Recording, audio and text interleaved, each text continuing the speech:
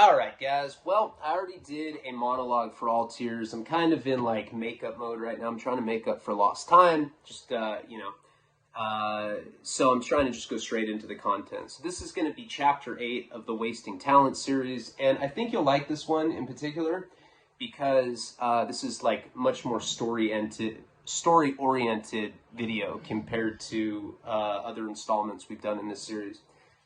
This particular story, I don't think I've ever gone into detail about, maybe like parts of it, but I don't know. But anyway, this is chapter 8. So the last chapter that we were on was when Blair, who, is my girlfriend and kind of represents different girls that I've dated throughout the years, she stuck the big kind of ice cube up Chad's asshole when he had overdosed. And the old myth about that is that if you shove ice up somebody's ass while they're overdosed, it'll shock their system and snap them out of it. I have no idea if that's true.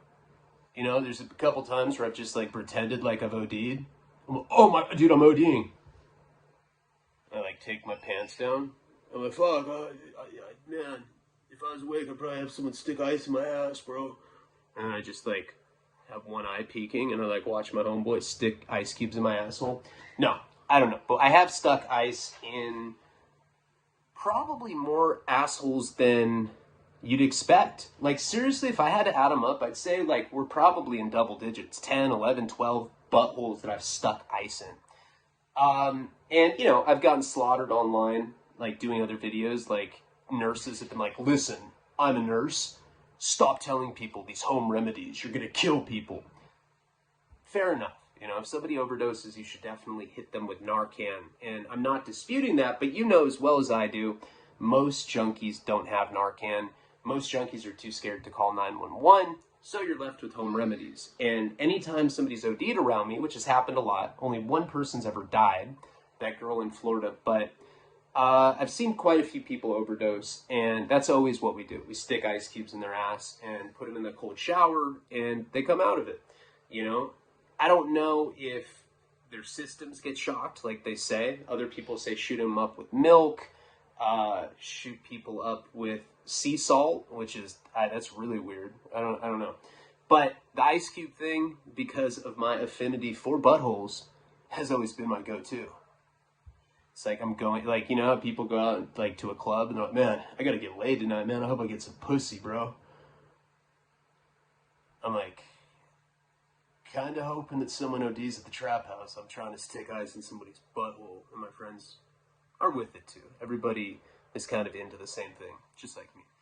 But anyway, that chapter 7, we're going up to Northern California, and, I'm with Blair, Sass, Chad, this new group of like these like homeless anti-government radicals who are on the run from the feds themselves.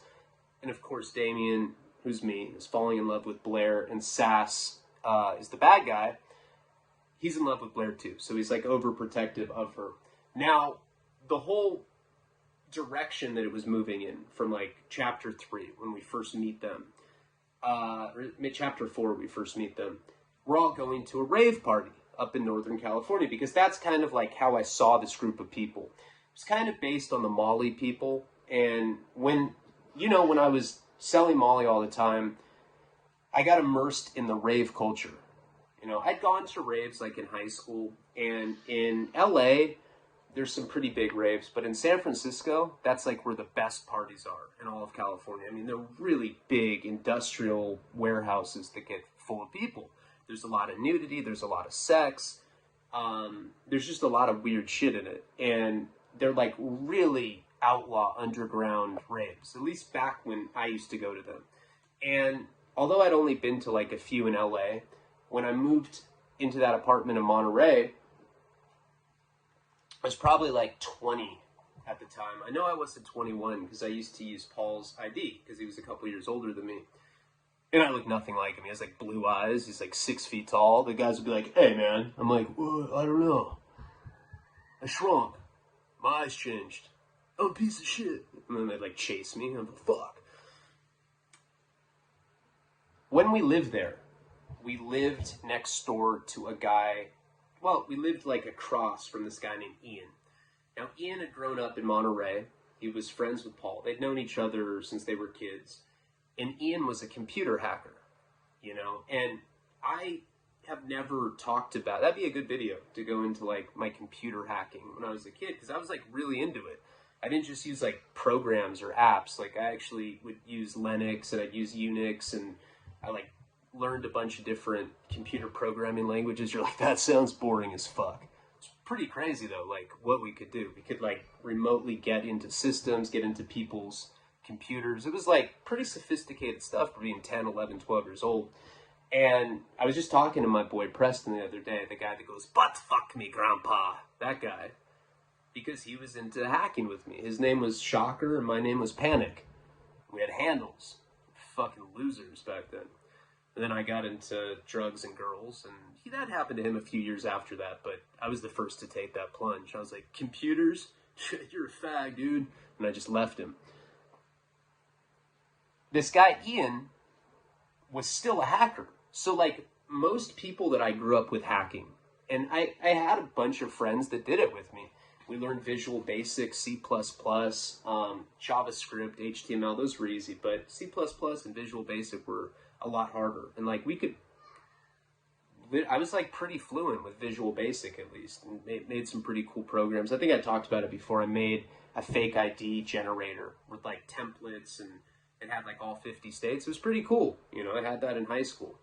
But most of the guys that I grew up with that did that grew up to be in IT, grew up to do computer security. Very few of them grew up to be a bottom-of-the-barrel dope fiend like me. So as technology advanced and firewalls started getting invented, all that kind of stuff, I don't know, I just fell out of it, you know? And I'm really not that tech savvy now. I was just really into computers back then. But when we go up to Monterey, and I like scoop Paul off the street pretty much, and he's going to be my roommate, we're going to be filmmakers together, like that's my delusion at the time. The first night that I was there, we took mushrooms. Like I had mushrooms that I had got in Santa Barbara, and Paul and I took them the very first night that we lived together. It was like just to celebrate moving into this new apartment. We were bumping the Beach Boys, and it was like 2 a.m. We were just blaring Good Vibrations, and we thought it was really funny. We had a really good time. That particular night, Ian, who was his friend that he grew up with, the hacker guy, came over and started fucking with us, started pounding on the door, acting like he was a cop. He knew that Paul was there, like he saw us somewhere in the complex beforehand, so he just decided to fuck with us all night because he knew that we were tripping. And that was kind of my introduction to him. We started talking about hacking, you know, and I told him that I grew up doing that. And I think it's the kind of thing that people say that they do a lot, that they didn't. Like, there's a lot of posers or people faking the funk. But I started telling him about, you know, how I would use war dialers and brute force crackers, and was talking to him about Unix, all this shit that kind of proved that I knew what I was talking about. And he was interested because he didn't really know other people that were into that, you know. He was one of the only people, it's probably like 21, 22, that had stuck with it. And he was like actively hacking. Now, he had seen the movie Hackers. I don't know if you remember that movie. Angelina Jolie was in it. I think it shows her tits. I for sure remember beating off to that movie like 4 or 5 days ago. Matthew Lillard's in it. And it basically is about this group of hackers that rollerblade. It's pretty lame. But this guy was obviously very influenced by that movie. He was like 21. He's like, yeah, I blade, man. Yeah, I blade. Do you? I was like, no.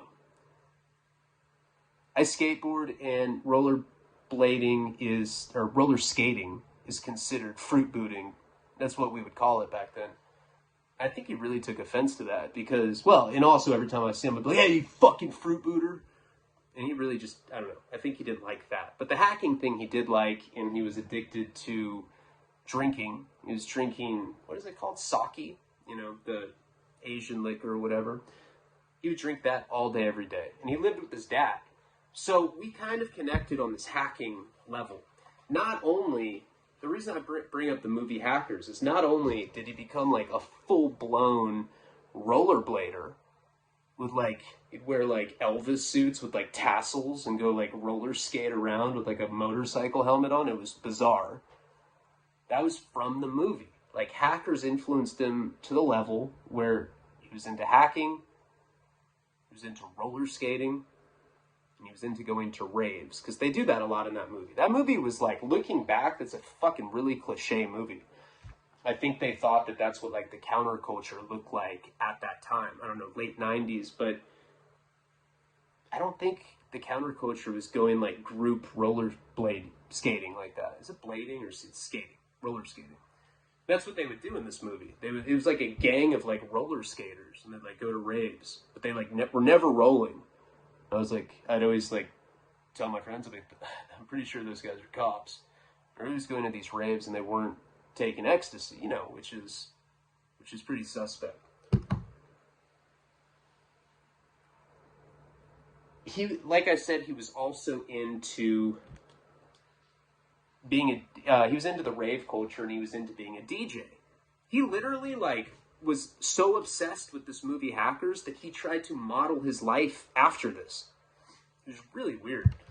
But as Paul and I kind of slid into heroin addiction there, which was within the first few days, we were like full blown going to home improvement and boosting chainsaws and dope sick. It was horrible. It was miserable.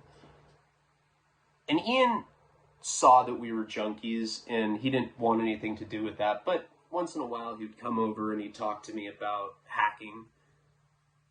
And because I wasn't into it, I hadn't been into it for so long, he like found a lot of enjoyment, like kind of like teaching me where things were at that moment, like all these advancements that had happened in the world of hacking. And Paul would be like, dude, you're such a nerd, you know, always making fun of me for talking to him about this. Because he was so immersed in the rave culture, because of that movie, and if you've seen the movie, that you'll probably understand like why I keep mentioning it, because he like was like right out of that film. He watched all the time. I'd like call him, I'd be like, what are you doing? He's like, watching Hackers. What are you doing? Nothing. Oh, okay. I'll be there when it's done, man. I don't want to miss this part. Gotta go. He'd do that like every day. It's weird. And he started DJing at raves. And he was like traveling around, and he was actually making money doing that. You know, he'd like hack. That was like his hobby. And he was doing some big boy shit, dude. He's getting into some crazy ass systems and like doing things that aren't that impressive. He's like, look, man, I just hacked the coupon code to Gap. 35% off. I did that. I'm like, what happens if you get caught? He's like, federal prison time. It's worth it though, dog.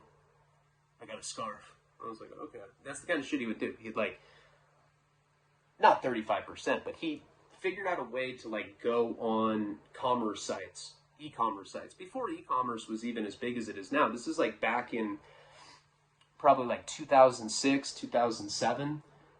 And he would go like on the Gap. That was just a joke, but like he'd go to outlet stores like that, and he was able to figure out how to find vulnerabilities, and he would hack the coupon codes, but he'd give himself like 98% discounts because it was just like a math equation with like open source, and he knew how to like, he could like do forced entries into websites, and he was able to do that. And that's one of his big things, is he was like getting merchandise for like really cheap. You know, you get like a pair of Prada sunglasses that would normally be like $400 or $500. He's getting it for like $4.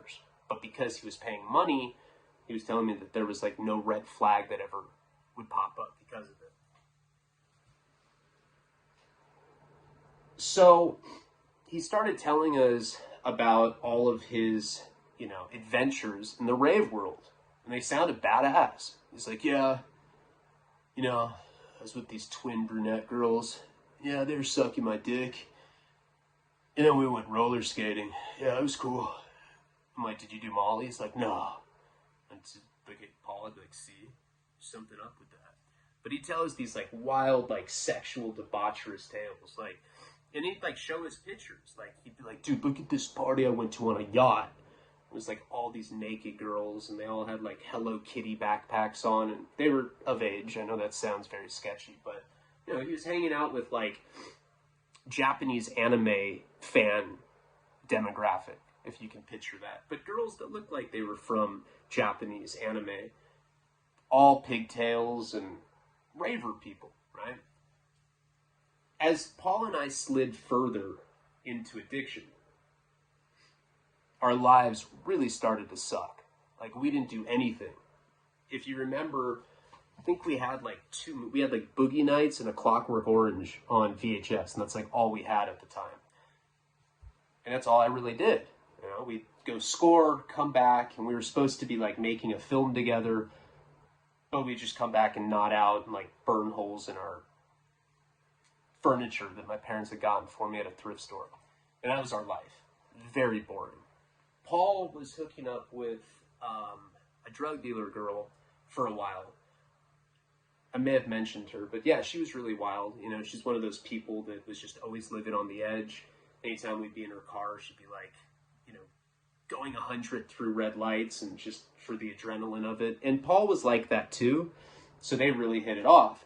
And by that point, I got really lonely because like he had a girl that he was hooking up with, and I was just watching Boogie Nights by myself. But I was not horny either because I was strung out. So that's when I kind of started hanging out with Ian more, because Paul would be like, hey, come on, man. Can I use the apartment? What am I supposed to do with this girl? Just fuck her in front of you? I'm like, all right. So I became like the bitch that would just be like, okay, man, you can have my apartment. I'm just going to go hang out with Ian and talk about computer stuff. Sounds good, Ryan. And then I'd come back like 5 hours later and they'd still be fucking. Ian really kind of like drilled it in my head that I should be going to these rave parties. You know, he's like, what's wrong? You're sad because you don't have any girls? I was like, yeah, kind of. And I'm sad because I have acne. He's like, girls at raves don't care about that. I swear to God. Like, everybody's on ecstasy, can go in e-puddles. It's like basically being in orgies, and I know that that's what you want. He was wrong about that because, like I said, I was strung out and I was kind of asexual at that point. But he started, like, always giving me these VIP passes to these raves. Now, the way that these things were set up back then, God, dude, my nose. The way these things were set up at that time, the way that raves worked. And I believe, I don't know if they're still going on. Probably definitely not in COVID. I remember multiple times being in LA especially, they got shut down a lot. Jesus. LA raves got shut down a lot because the fire department would come, and that's the big problem, is these are like underground events, and they'd be over-capacitated. There'd be too many people in these little warehouses. And that everybody's like on ecstasy and GHB. So it's a fire hazard, you know. If a fire did break out, all these rolling people would probably just die. Happy, but they would die.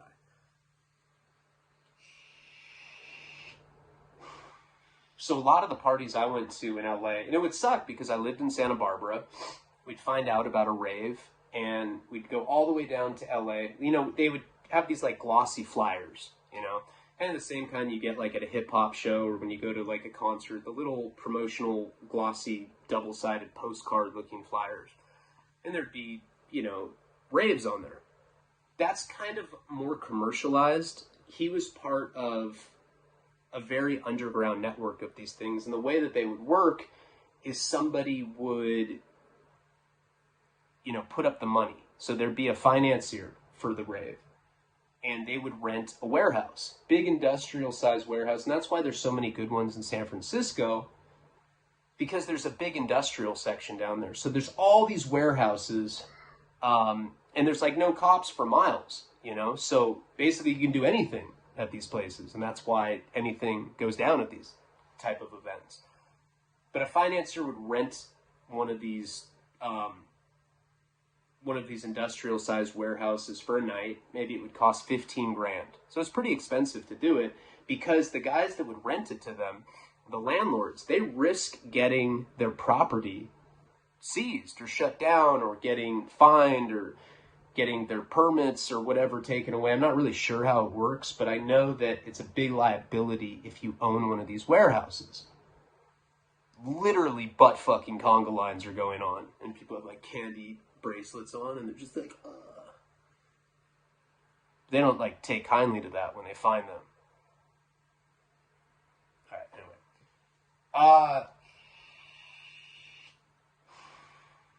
There I go, like lame jokes, and then I'm like 20 minutes in. I can't take it back. But anyway, who cares? $10 here, you guys are definitely a little nicer. Somebody puts up the 15 grand, and then they'll pay musicians, DJs to come and spin records there. There's usually drum and bass, there's house, there's, lately they're doing dubstep more. There's like chill step, there's trance. I don't know if I said that, but financier has to pay all of these different artists to come perform. Usually there's like extracurricular stuff, like it's decorated. It's usually themed. If they have a Super Mario Brother themed rave, then there's pretty intricate Super Mario, props up. There's like big inflated mushrooms that glow in the dark and like shoot lasers at people. It's kind of like being at a head shop where there's like a lot of blacklight posters, but it's like much more, it's much fancier than that. So to put one of these things on, to pay the artist, to pay for all the decorations, it probably cost $100,000 to $200,000 to put it on. So a lot of these things, and it's illegal, right? But a lot of these events are put on by drug dealers. In Northern California, a lot of the raves that are put on are from the weed growers that are up in like Humboldt County. You put $200,000 into one of these events and you charge, $40 to $80 a ticket, 2,000 people, and then they sell water bottles like this that you get for like 75 cents in bulk, and they sell them for like $5 a water. Usually they have drug runners within the rave, so like they literally have people working for them that have everything. You can get any drug you want at raves. When I'd go down to these ones in LA before I was this age, they were cool, whatever, it's like shit that you'd see in a movie, glow sticks and DJs and people dancing and people sweating, and you'd see somebody getting their dick sucked or something. But for the most part, the raves that were in LA were pretty tame and timid. And this guy, Ian, when Paul started fucking with this drug dealer girl, and I started spending more time with him, he really like got it in my head that this was like some sort of utopia. It was like naked chicks, roller skating, don't care about acne. He didn't really talk like that, but he did try very hard to like push this, like he really wanted us to go with him. He would give us free tickets to it. And then he would also give us VIP access. So all the time, he was always traveling. It's like, hey, I'm going to Seattle. I'm going to Alaska. I'm going to do this. I'm going to do that. Do you guys want to come? And he'd always give us tickets, and we would never be able to go with him. I don't know why we couldn't go in the beginning. Like, we did end up going to raves after this, but it was always some reason why we couldn't go. Like, we had to save up like $30 for gas. I'm like, oh, we can put that aside, because we were boosting. That was like our primary hustle at that point.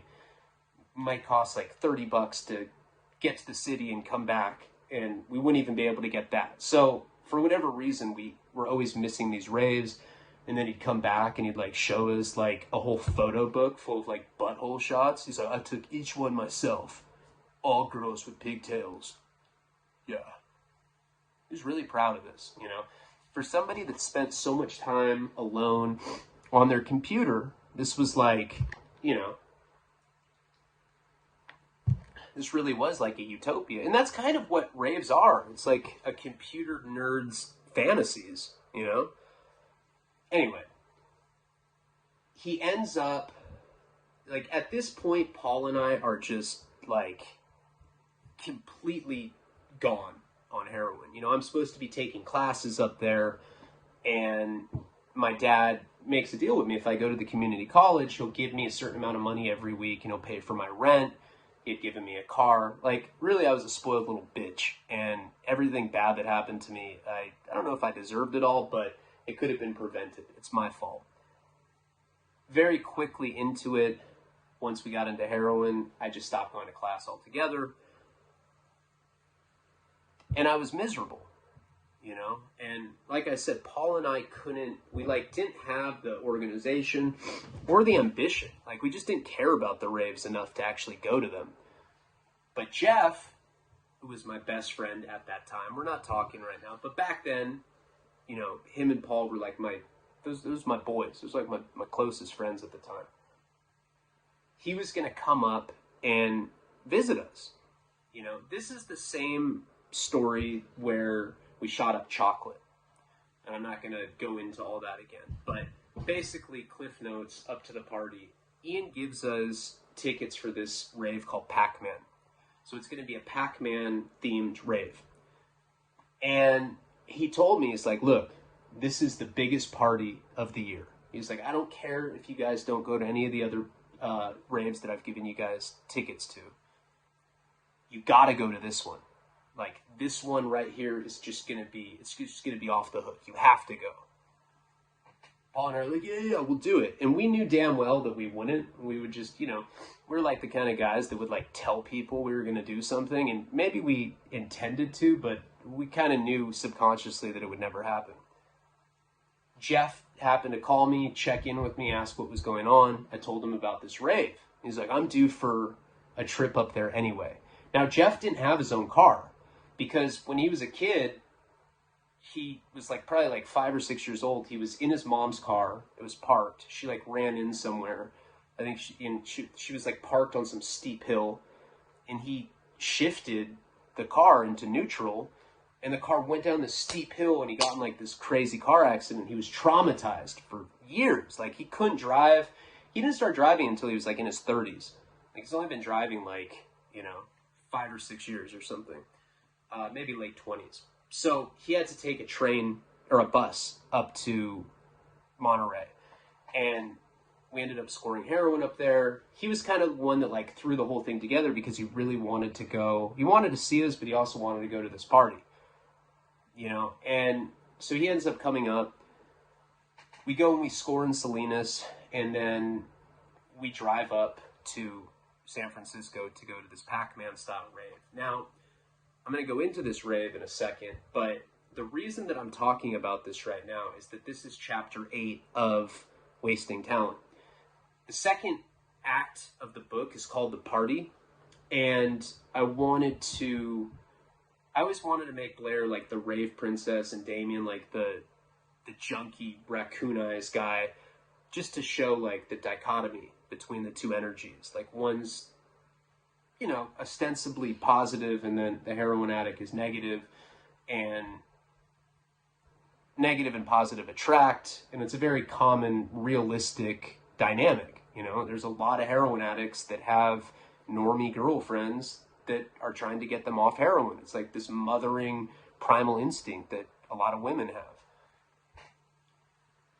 To make her a rave princess, I knew that I had to kind of go into detail about the rave culture, just to like give authority, because you can smell it on a writer or like in a film. It's what I don't like about Sons of Anarchy, and I also don't like that about Breaking Bad. It's like, it's just the dialogue is just so ridiculous. We were watching Breaking Bad the other day, and he's like, dude, did you dime me out, dog? You know, nobody talks like that, you know? It's like almost like trying too hard to sound realistic. So it's important when you're writing a book like this about drug addiction and the drug culture that you're able to provide details and kind of like lend authority to it. So, and I've probably been to, I've been to a lot of festivals, Burning Man, Coachella. Probably been to like 50 raves on top of that. And I really didn't start going until this one. Like I said, a handful in LA before that. But Pac-Man was the first like major rave that I'd gone to, as an adult. So I'm going to tell this story. And then probably the next video, it'll be like chapter 8, part 2. I'll go in and I'll like I'll like read the book and I'll like explain what everything meant. We end up, you know, Ian had given us 3 tickets. He knew that we were, that Jeff was coming. So he knew that there was going to be another friend. And he was like, like I said, he'd always be like bragging about this. This was like where he was like this was like when he was in his glory. To us, he was a roller skater, you know, who like wore mesh gloves and like roller skated around. In the rave world, he was a DJ. He was like well respected. He had a lot of friends. And I think one of the reasons it was so important to get us to go to these parties is because he wanted us to know that the butthole shots he took in that photo album he actually took. So we decided to go, and he ends up giving us these tickets. Of course, the junkie that I am, I leave them at my apartment in Monterey. So now we don't have tickets at all. We can't get a hold of him, and we're going to have to pay for them, but we don't have any money. So we end up going up to San Francisco. It's pouring rain. That was the story when we were literally out of money. We went and we like panhandled, spanged $20 up, played rock, paper, scissors. I get out of the car. There's like one black guy. I was like, Chiva? Oh, yeah. Spits it out of his mouth. I smell it. Looks like heroin. Smells like heroin. Bring it back to the car. It's like torrential rain. And it ends up being chocolate that was dipped in vinegar so that it smelled like heroin. And Paul ended up doing that anyway. So fuck it, I'm going to do it. And it was nothing. And we were really upset about that. We were dope sick that whole night. And then the next day I'd gone to my grandparents' house. And they didn't even recognize me. They thought I was a guy named Bobo. Like the whole time, for like 40 minutes. They're like, yeah, we have grandkids in Santa Barbara. I was like, I am your grandkid. Oh, wait, you're not Bobo? I was like, no, I'm Ryan. So they took us into their place. They gave us a shower. They let us take a nap. We ended up getting money from them. We were able to go to the rave, all of that. Now, I talked to Jeff about this like maybe, I don't know, a couple months ago before we had our falling out because we were talking about that rave. At that time, I was probably doing about 1 gram of heroin a day. And Jeff was he had like the same habit. Paul never had money. And even though we were boosting stuff, for some reason, he always just had a smaller habit just because of financial reasons. I don't know. We had like the same amount at that time. But for some reason, he had like a little less of a habit just because he couldn't afford it. I don't remember what happened as far as us getting well. Jeff and I were talking about this, and I asked him that. I said, well, what happened? Like, because the way I remember it is that I ended up going to my grandparents' house. They, like, kind of let us, like, you know, freshen up, recharge a little bit. And then we ended up going to the rave that night. Now, we didn't have the tickets. I know we had to buy them. But one thing that I just cannot remember is, like, what happened with the heroin. Like, I know that we were strung out, and according to Jeff, he's like, nah, we didn't get anything. Like, after we got burned and after we went to your grandparents' house, we just ended up going to the party. And that was that. He's like, and you took acid, you know, and we all took Molly. But he says that we never ended up getting anything. I find that very, very, very hard to believe, you know. But, you know, to be fair, I don't remember. I honestly don't remember getting any heroin before we went to the actual rave that night. But I just can't fathom how, in the middle of a habit, all 3 of us being strung out like that, why we would go to a rave if we were dope sick. It just doesn't make sense. But that's what he says. I don't know. I can't remember. Once in a while, there'll be like little details I thought that I can't remember. But according to Jeff, we never ended up getting dope. We just went to this rave. you know, and maybe thinking we get it there. I don't know. It's not important, but Jeff kind of, you know, has a different memory of this. I don't remember getting it, but like I said, it doesn't make sense. I'm thinking we had to have gotten something somewhere. Maybe we did. I just don't know. But anyway, after my grandparents gave us the money, because remember, Ian had given us free tickets, and we ended up leaving them at the apartment, so we had to pay for them. And I think the tickets were maybe $40 a piece, maybe $80, I don't know. Whatever it was, I remember my grandparents gave me like a few hundred, and it was expensive, and we had to buy tickets. And all we had, Ian had given us a phone number to call. And he explained to us, and I talk about this in the book when we get to the second part of this particular chapter in the Wasting Talent series. You'll see what I'm talking about. But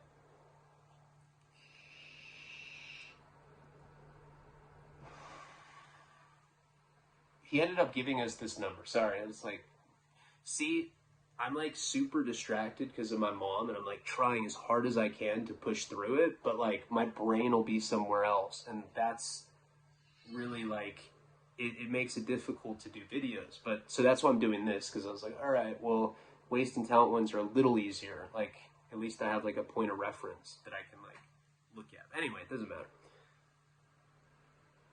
Ian ended up giving us a phone number, and he's like, okay, this is a disposable number.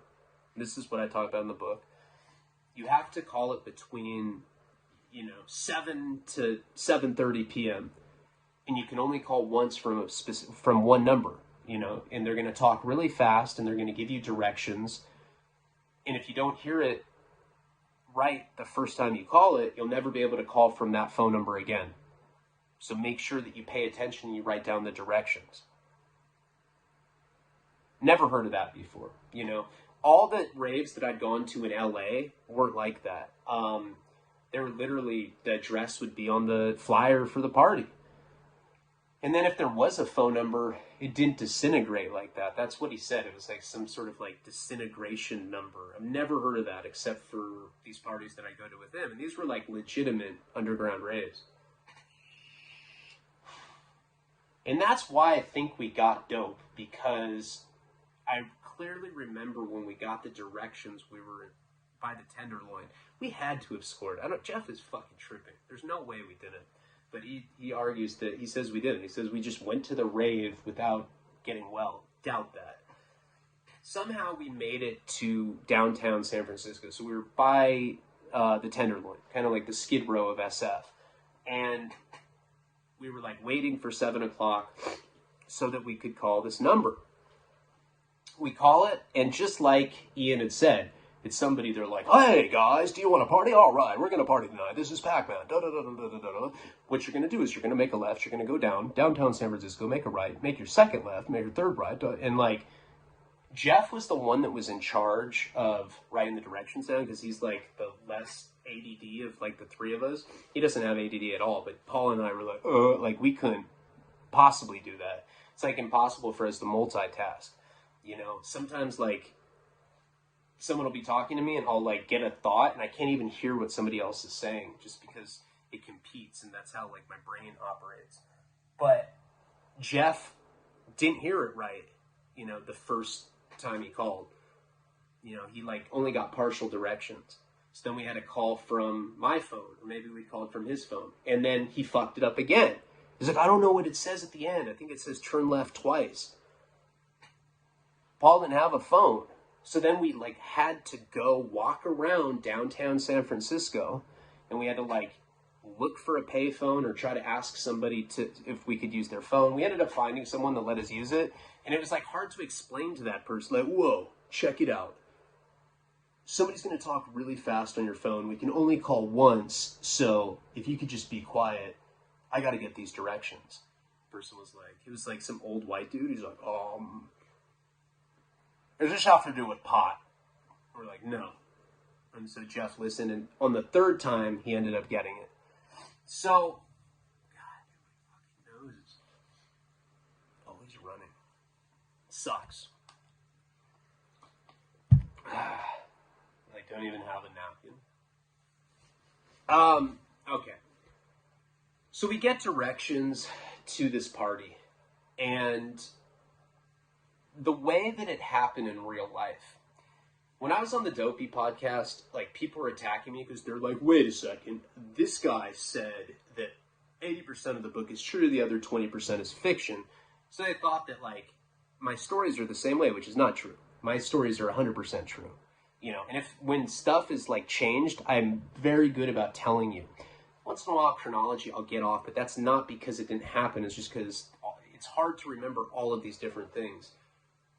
In the book, after they get the directions, they end up getting dropped off at, like, some sort of, like, underground parking lot or parking structure.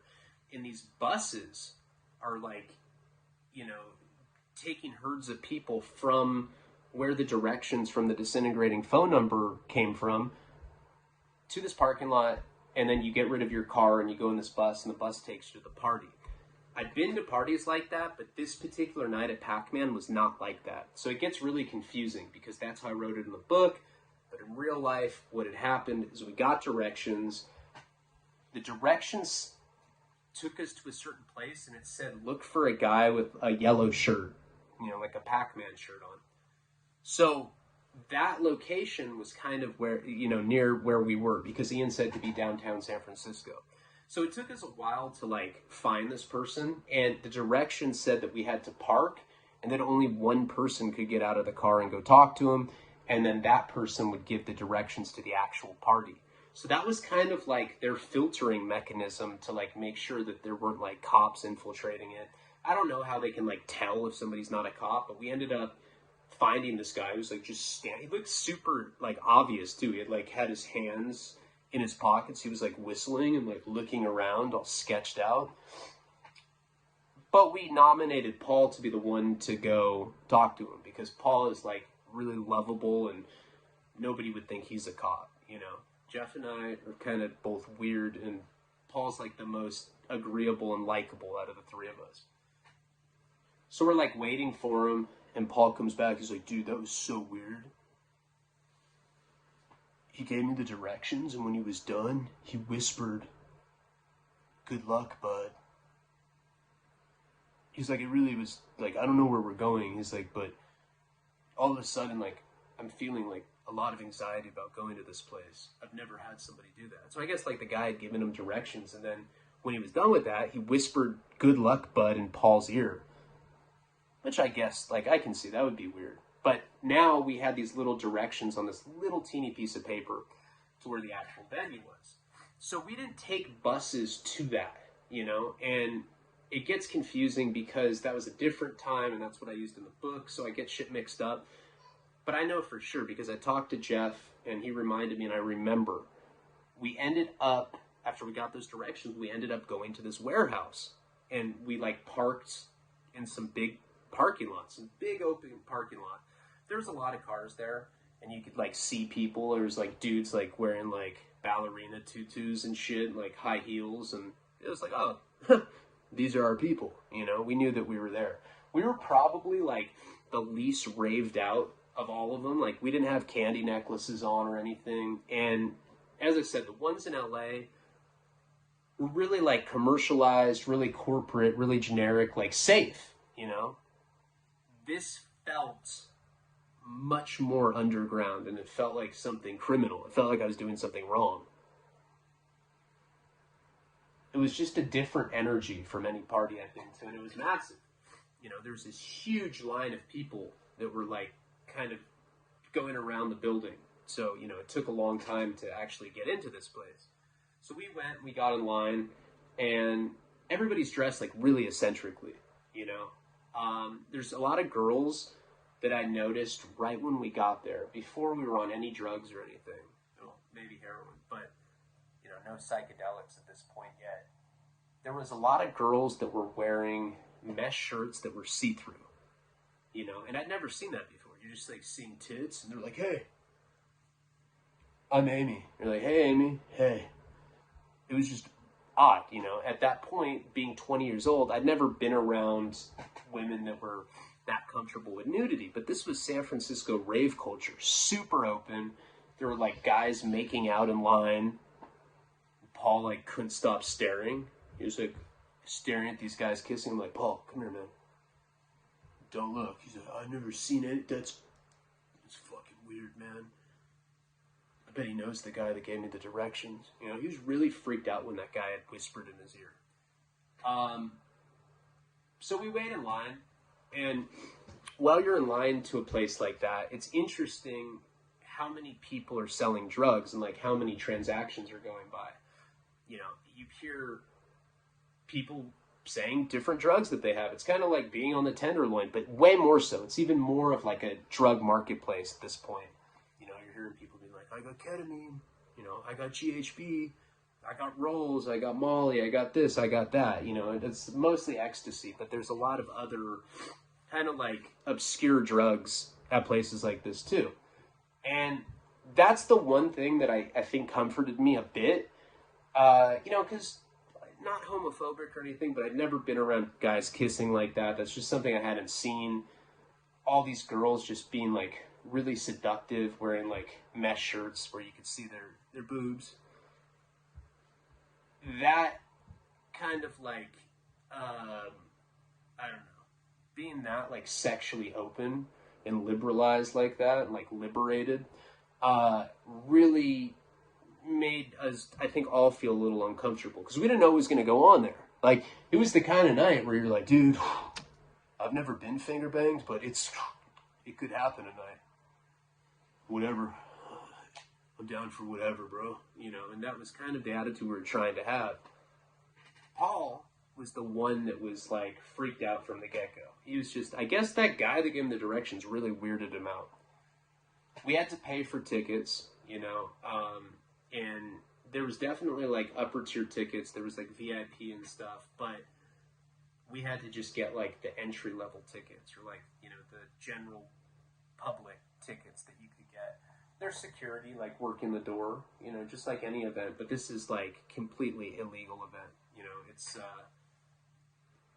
it was unlike anything that I'd ever been to. So finally we get our tickets, we go in, and the place was really impressive. Like how decorated it was like something to really kind of like be in awe. Like I was awestruck by it. You know, there was like big inflatable Pac-Man, whatever, the chomper guy. And then there was like all these like glowing balls everywhere. And there was like the ghosts and everything. It really did look like one big blacklight poster, you know, and it was all Pac-Man themed. And then there was the actual Pac-Man game. Like, I guess there was a VIP lounge where people were playing Pac-Man, and their games were being projected everywhere. So there was, like, a projector putting the Pac-Man game, like, on all the walls, on the ceiling. Like, you looked at somebody and you just see, like, a little Pac-Man, like, you know, like, chomping the balls, like, on their face. It was really trippy. Jeff was loving it. You know, this was like, Jeff was like all about it at this point, you know. Right when we got there, I think like right when we got in there, we saw this couple that was butt naked and they were handcuffed. Like their wrists were cuffed together and they were just walking butt naked, holding hands, and there was handcuffs around their wrists. It was like one of the weirdest things, like nothing. They were wearing nothing except for shoes. And they were just smiling. And the guy, like, I remember the guy had this long, like, Neanderthal hair. You know, it looked like some, like, caveman. He just, like, clubbed this chick, and he's, like, taking her back to his cave. And she was just smiling. You know, they're definitely just rolling, and I guess they just felt like being exhibitionists. So, people are dancing. There's different rooms, you know. There's, like, a drum and bass room. There's a house room, trance room. There's like a one big stage where it's like the main dance floor, and then there's all these like weird little like side rooms, you know, that are like Pac-Man mazes, and they have the ghosts that have people dressed up like the ghost, and they'll be like, ah, and they'll like try to scare you. It's like being in a haunted house, and everybody seemed like they were rolling at that point.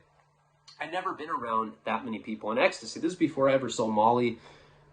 And I just hadn't been around ecstasy that much, you know, and everybody was just on one. Like, you know, that look, and everybody's like hugging themselves. And that's when I got like a little intimidated, because you'd see these e-puddles and it's just like pretty much an orgy. Like, you're like seeing some dick getting jerked off. You're like, wait, do you see that? Yeah, I see it too, man.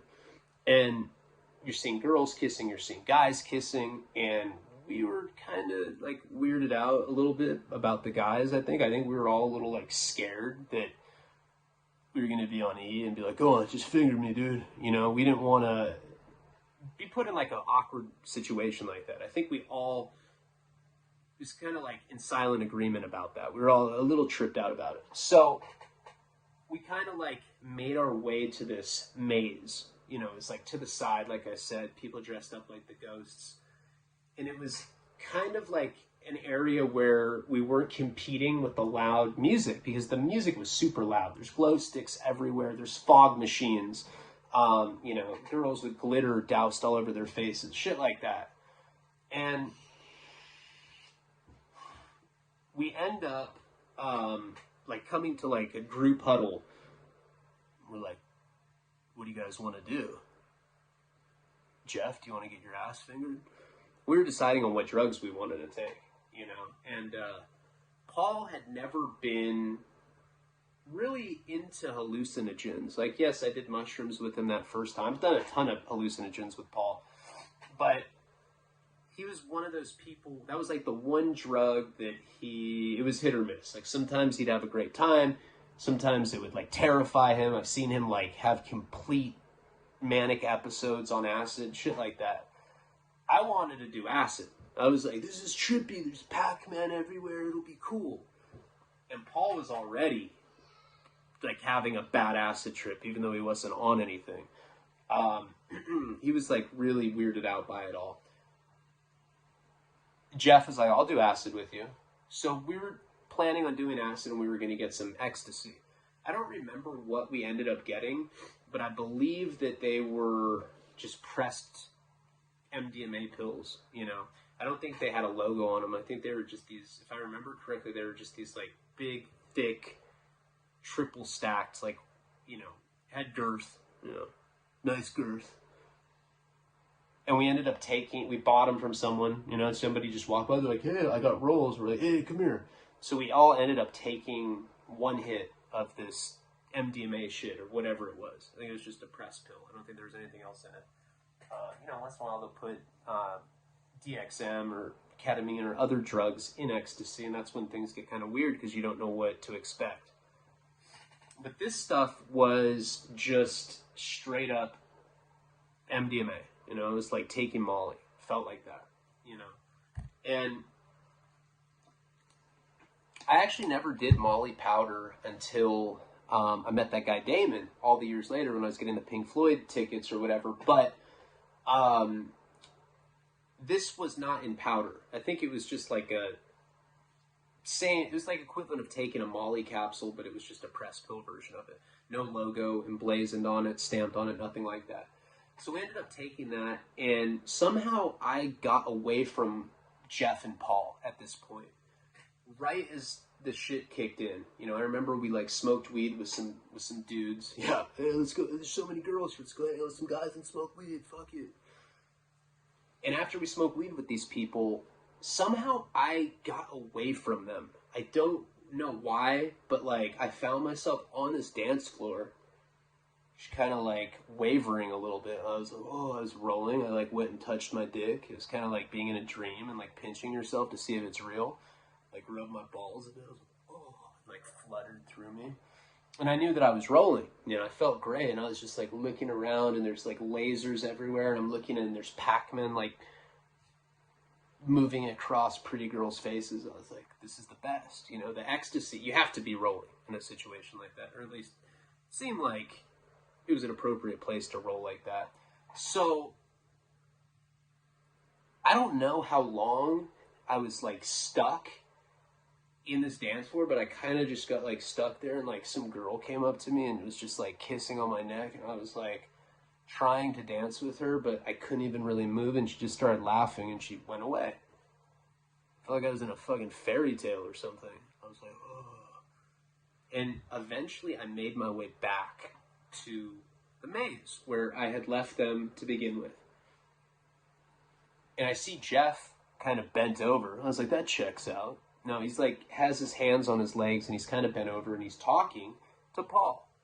Paul's like curled up in a ball and he's shaking. Now, he had like kind of longer hair back then and it was like matted and he was just covered in sweat.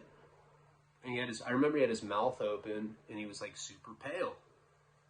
And I was like, hey, you know, because even though it was a quieter area at the rave, it was still the kind of thing where like you had to yell, you know, to compete with like the loud music that's blaring from the stereos. And I was like, what's wrong? Jeff's like, he's ODing. I was like, you can't OD on ecstasy. He's like, that's what he says, man. I was like, Paul, why are you being such a bitch, man? He looked at me and he's like, dude, I'm so high. I feel like I'm sitting on an ice cube.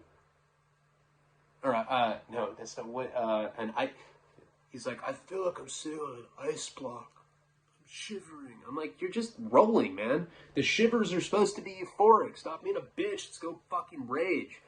You don't want to do it. And me being the good friend that I'm like, hey, Jeff, let's just leave. He's like, okay. And he just, like, walked with me. And Jeff and I went, damn, we just left our homie sitting there, possibly dying. I was like, you know, he's just being dramatic. Fuck it, let's go. I was like, come on, I'll take you to this place where this girl kissed my cheek, you know. The girl had, like, kissed my neck and stuff. So we end up going on this dance floor. And it's, I believe it was drum and bass, maybe. But, like, I never was the kind of guy that, like, went to clubs. I was never, like, a dancer, even though I'm one of those people that doesn't really give a fuck when I'm, like, at a club or at a bar or whatever. I don't get embarrassed about dancing. Like, I'll do it in front of people. I'm, like, one of those guys. I always make people nervous because, like, I'm always with people that are, like, too cool for school. And they just want to stand there. Just watch the dance floor like there's some fucking predator. I'm like, hey, man, are you having fun? Yup. But, you know, deep down, they're insecure. They don't want to dance because they're scared they're going to look silly or whatever. I was never like that. But I didn't know how to dance to this kind of music. And there was, like, a nice beat. So I just was like, I started doing this. And I looked at Jeff. I, like, threw it to him. I was like, and he, like, caught it. And he started doing it, too. And then, like, all these, like, I felt like I was in a fucking disco movie or something. We were, like, sitting there, like, to the music like this, and, like, a group of people came. It was, like, choreographed. There was, like, a line of us just going like this. We're all, like, in unison. It was really fucking weird. I don't know how long we did that, but we were, like, staying there like that. Like, I felt like I knew every song, and just, I felt ridiculous. Sometime after that, who knows how long now? That was a long-ass time. Probably like an hour of that. Like, I'm just drenched in sweat, you know? By this point, I have, like, candy necklaces on. Like, people have given them to me. Like, at one point, I was, like, making out with some Asian chick, and she just, like, took off. It was fucking insane. At a certain point, I had to pee. And they had these porta potties, like, in the rave. This, like, line of porta potties. And I was just drenched in sweat. And, like, everyone, like, now I'm, like, all into it, you know? I'm, like saying rave stuff. I'm like, Plur, homeboy, yeah. And everybody kind of just, I, like, felt like I fit in. I had these candy necklaces. I had, like, glow sticks. Somebody put, like, face paint on me. I looked like a fucking raccoon warrior or something. And as I'm going to the bathroom, this guy was like, hey, come here. Do you want a gel tab? He's kind of like an essay, but, like, I don't know. I think he may have been, like, a college essay. He's, like, adopted or something. He's, like, totally, like, out of his element. He's like, I got gel tabs. Like, he kind of talked like an essay, but kind of not. And I ended up getting a hit of acid. You know, I took a hit of acid, but I missed Jeff. Like, Jeff wasn't with me. Like, I'd just gone to take a pee, so I ended up taking the acid by myself. Now, he was already rolling. At that point, you know, I like, after I took that, whatever, I bought it, whatever it was, I know that I took it right after we had danced. Now, mind you, the whole time Paul is like OD'd. God, oh, it's like the tail end. Like, I'll get these like pressure sinus buildup, and then it'll just start like leaking out. It sucks. It's like like especially in COVID, like people like give you bad looks if you're in public, and you're like, yeah, you know, they either think you're strung out on something or you're sick with COVID. That's what everybody thinks now. When I met Dame Dash, she was like tripping out on me because my nose was leaking. So I find Jeff again, and I'm like, I took acid, and he's just like, he's like with some sailor. There's like a sailor on each side of him. I was like, I took acid. He's like, no, man, I'm pumping. And I was like, all right, you don't want acid? So he didn't end up doing any. Like, I was the only one out of us that took it. And I almost like forgot about it because like eventually I go to check on Paul. I like think of Paul. I'm like all rolling, and I'm like, oh, Paul, he just wants attention. He's not overdosing. I'm gonna go check on him. I love that dude. I go back to the maze. I'm like really roll. Like I have a permagrin. You know, my teeth are like chattering. I'm grinding. I'm rolling balls. And I get back to this maze area, and I'm like looking for him, and I just see somebody like curled up in a ball. I was like, no way. And he's in the exact same position that I left him in like an hour and 20 minutes before that. He's like curled up in a ball, and he looks at me. He's like, I'm so cold. Why would you leave me, bro? I'm cold. I'm overdosing, bro. I need help. I was just seeing how you were. All right, you're good? Cool. I'm gone. And I like left him again. Paul would always say this for years. He'd be like, yeah, you're such a dick that night. He was like dying. He was like on the floor, just like shake. I don't know. He had like a bad reaction to the Molly or the ecstasy, whatever the fuck he took. This like white press pill that we had taken. He had like some sort of bad reaction to it. I don't know why. I've taken Molly with him a bunch of times after that. But that particular night, he was having a hard time. So the night continues, right? I'd completely forgotten about taking the acid. Like, it was just the kind of thing where like, I was like, oh yeah, acid. He's like, okay. You know, the quasi-Southsider guy. And I end up, like, Jeff is so into the, like, he's like, now he's like doing these like weird like worship pumps and stuff. Like, he was just getting really into it. I felt like he was like a character from some like Japanese comic book. It was really trippy. And eventually he like stopped. He like couldn't even just put his arms out normally. He's like a transformer now. He's like, we need more E. I was like, okay. And so now we're going to look for more ecstasy, which isn't very hard to find. So we ended up like leaving that dance area, and we ended up buying another hit of ecstasy from somebody. That particular time we took a blue dolphin. So it was like a blue press pill with like a dolphin stamp on it. And Jeff and I continued to dance for a long time, you know. I don't know, we went to like different rooms. At one point we went up to the VIP section.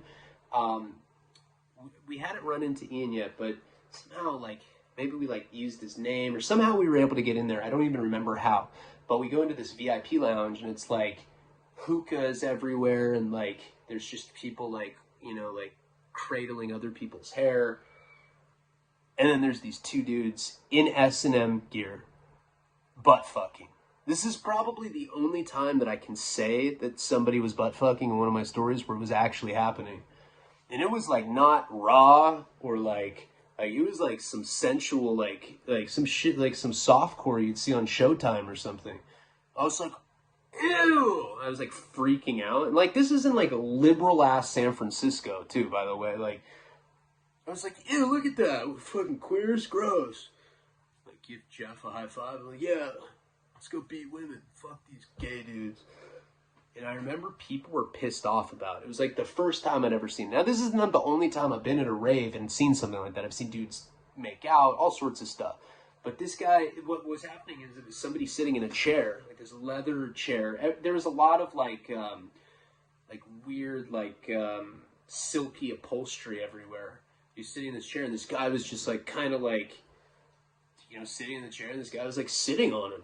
It's fucking gnarly. I was like, ugh. And right as that's happening, and people are like starting to judge me, and I'm looking at these S&M people, and Jeff's like, he's like going into like self-defense. He's like he's like, escape. I'm like, he turned into a weird ass like robotic ecstasy person. That's right when the acid kicks in, and I was like, oh, and I just started getting weirded out. Like, it probably, because of when you candy flip like that, when you take ecstasy with acid. I've done that a bunch of times. Best time that I ever did it was with Paul when we went to go see Nightmare Before Christmas while we were candy flipping. That was super fun. But the thing about it is that you don't really feel the acid when it's kicking in. So it kind of sneaks up on you. If you're not rolling, acid kind of slowly, like you'll start feeling like, little like ripples of feeling, like kind of like little electric surges go through you. Your mouth starts hurting because it's like anticipatory for the grin, the perma-grin that you're about to have. Kind of feel like some light static on like the back of your neck, like your neck hairs right here, and then you can taste copper. I can always taste, like, it feels like I've been like licking pennies, because I do that sometimes. I'm like, oh, I'm gonna lick this so I have something to compare acid to. When we saw the dude butt fucking and like this weird gay shit, that wasn't the only. There's other stuff. That was just the most hardcore, And there's like these dudes. They're like dressed up like the Village people in there. It's like hardcore gay S&M dudes. It's right when the acid kicked in, and I was like, and Jeff's already being a weirdo. He's like not talking to me, and we ended up leaving. I was like, let's get out of here. And everybody seemed to like be hating on me because I was like kind of like saying homophobic slurs, even though I honestly, like, nowadays I do not talk like that, and I don't feel that way. And those, like, I don't really care. Like, people can do whatever they want. But back then I was so young, I was still like, I didn't know any better. Like, it doesn't affect me. It's whatever, But we ended up leaving, and now, like, a few hours have gone by. Like, I don't even know, because tripping on acid, and so I'm candy flipping because I'm tripping on acid, and I'm on the Molly now. And by that point, there was a fire show. Like, somebody came to do like fire performance art. They were like juggling shit that was on fire, whatever. And it was like this big show. So it was like the other smaller stages had stopped, and there's like somebody like playing with these ropes that are on fire. It's like lassos that like have flames on. It was like this crazy ass fire show. Some guys like spitting flames. So that was going on while I was tripping, which, I'd never been around something that was that intense while I was on ecstasy or acid like that. And I remember it was just like really blowing my mind. And also Jeff too. He was like pumping. I'm like, there's no music. He's like, yeah. We're watching this fire show. It was weird. It was like being at some medieval circus or something. Eventually we go back and we end up going to that maze.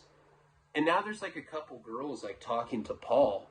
They're like, are you all right? They're like talking to him. We're like, hey, that's her friend. He's fine. They're like, he doesn't seem fine. Like, touch him. They're like, look how cold he is. I really don't think he's doing okay. I'm like, God damn it, Paul. And eventually, like, he kind of like came back too. He was really sick though. He was like puking and just, I don't know. The shit didn't agree with him. So the rest of that night, we end up dancing. Paul is like become that guy. He's like sick and has his arms crossed. And I kind of just fall into this candy flipping dance mania where like I'm just dancing all night.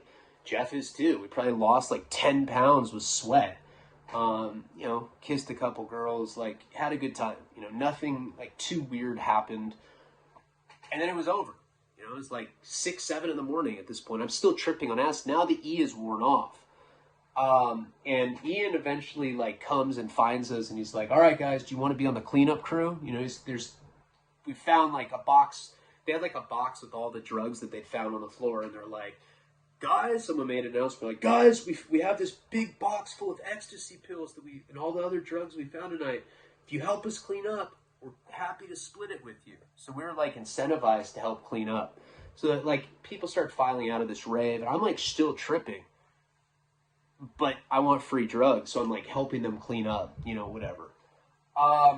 And that was after that we ended up going to a after party, me and Paul and Jeff, and there was like, you know, gay dudes like sucking whipped cream off bananas, and Paul ended up like leaving with some girl, and he like went to Vegas to marry her.